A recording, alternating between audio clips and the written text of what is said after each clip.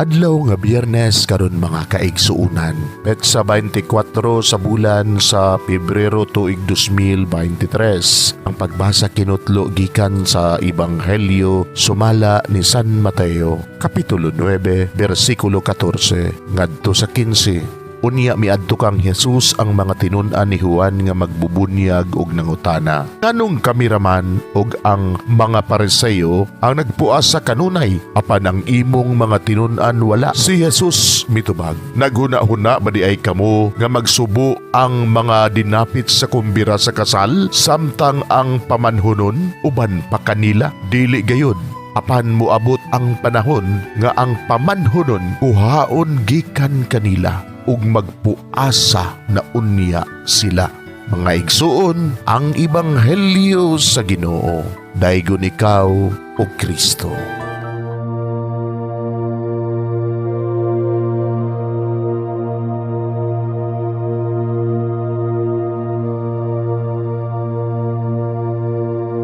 Pagampo sa dili pa magsugod sa trabaho. Magampo kita sa ngalan samahan sa Anak ug sa Espiritu Santo. Amen. Langit mo namong Amahan, sa among pagsulod nining trabahoan, among gidala ang imong presensya uban kanamo. Among gipamulong ang imong kalinaw, imong grasya, imong kaluoy, ug ang imong perpektong hanay sa among mga trabaho. Among gipadayag ang imong gahom labaw sa tanan diha sa mga butang nga among mahimo, masulti, mahuna-unaan ug mahukman sulod nining adlaw. Ginoo, nagapasalamat kami sa gasa sa kinabuhi niining bagong adlaw, niining kahigayunan nga kami nakasulod sa trabaho ug mamahimong parte niining nga grupo. Salamat sa mga gasa nga imong gitugyan kanamo. Hamong gamiton kini diha sa pagimaya kanimo. Hatagi kami sa kusog ug kadasig sa pagbuhat sa among mga trabaho. Panalangini ang among mga proyekto, mga ideya ug kusog. Aron sa ingon, bisan sa pinakagamay namong mga kalampusan, magahatag kini sa imong himaya. Ubani kami Ginoo sa among pagtrabaho nining adlaw. Puna kini nga lugar sa inspirasyon ug kusog. Tabangi kami nga magtrabaho isip usa ka grupo nga mapakita sa usag-usa ang kamaayo.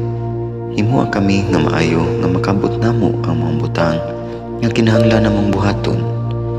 Himuha kini nga lugar nga puno sa kalipay ug panaghigalaay. Ug kamugaway ug kalinaw ang mapatigbabaw niining dapita. Ginoo, kung kami anaa sa kalibog, giyahi kami. Kung kami muwadaan sa kadasig ug paglaom, dasiga kami. Himua nga ang trabaho nga among gihimo ug ang paagi sa among paghimo niini makahatag unta kini ug hugot nga pagtuo, kalipay ug pahiyom sa tanan nga among mahimamat karong adlaw. Panalangini ang among mga pamilya, among Pinoy-anan, among nasod. Himua nga magmatidud-anon kami sa pagtagad ug pag-amuma sa kalikupan ug sa tanang may kinabuhi diha sa pagbuhat kanamo sa pagkabuot sa imong pangandoy alang sa hustisya ug kagawasan. Ug Ginoo, sa among pagbiya nining lugar, tagay kami sa imong panalangin ug kaluoy sa among pagbiyahe. Panalangini ang among mga pamilya ug Pinoy-anan nga anaon ta sa maayong kahimtang sama sa among pagbiya kanila. Ginoo, salamat sa tanang butang nga imong nabuhat, sa tanang butang nga imong gibuhat, ug sa tanang butang nga imong buhaton pa. Sa ngalan ni Jesus, among giampo diha sa tumang pagigugma ug pagpasalamat. Amen. Sa ngalan samahan, sa Anak ug sa Espiritu Santo. Amen.